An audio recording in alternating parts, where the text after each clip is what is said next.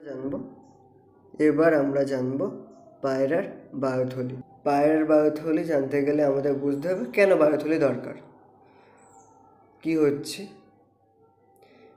ভূপৃষ্ঠ থেকে আমরা যত উপরের দিকে উঠতে থাকছি না, তত কি হচ্ছে, অক্সিজেনের পরিমাণ কমতে থাকছে।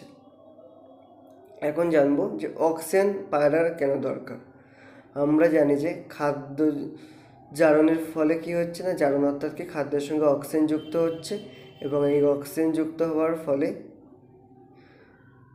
খাদ্যের জারণ ঘটছে। সেই জারণ ঘটার ফলে শক্তি উৎপন্ন হচ্ছে। সেই শক্তি কাজে লাগিয়ে পায়রা কী করছে না, উঠছে। এই বায়ুথলিতে কি থাকছে না, বায়ুথলিতে অক্সিজেন সঞ্চিত থাকছে, যার ফলে কি হচ্ছে, যার ফলে পায়রাকে আকাশে উঠতে সাহায্য করছে এবং আকাশে উঠতে ওড়ার সময় শক্তির যোগান দিচ্ছে। ঠিক আছে, তাহলে বায়ুথলি এদের থেকে কটা থাকছে না, 9টি বায়ুথলি থাকছে, যেটা কি ফুসফুসের সঙ্গে যুক্ত থাকছে। এদের ফুসফুস থাকছে, ফুসফুস কী করছে না, শ্বাসকার্যে সহায়তা করছে। ঠিক আছে, এই ফুসফুসের সঙ্গে 9টা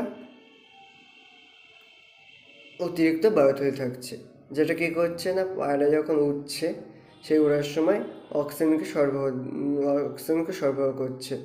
অক্সিজেনকে সরবরাহ করছে কারণ না, ওড়ার সময় যে শক্তি দরকার, সেই শক্তির জন্য অক্সিজেন সরবরাহ অত্যন্ত প্রয়োজনীয়তা। এবং যেহেতু অক্সিজেন সরবরাহ হচ্ছে, সেহেতু কী হচ্ছে না, ফুসফুস যে তার যে কার্যকারিতা আগে যতটা কাজ করবে তার থেকে বেশি পরিমাণে কাজ করতে পারবে, ফুসফুসের কার্যকারিতা বৃদ্ধি পাচ্ছে। ঠিক আছে, এবং এদের দেহের ভারসাম্য রক্ষা করতে সাহায্য করছে।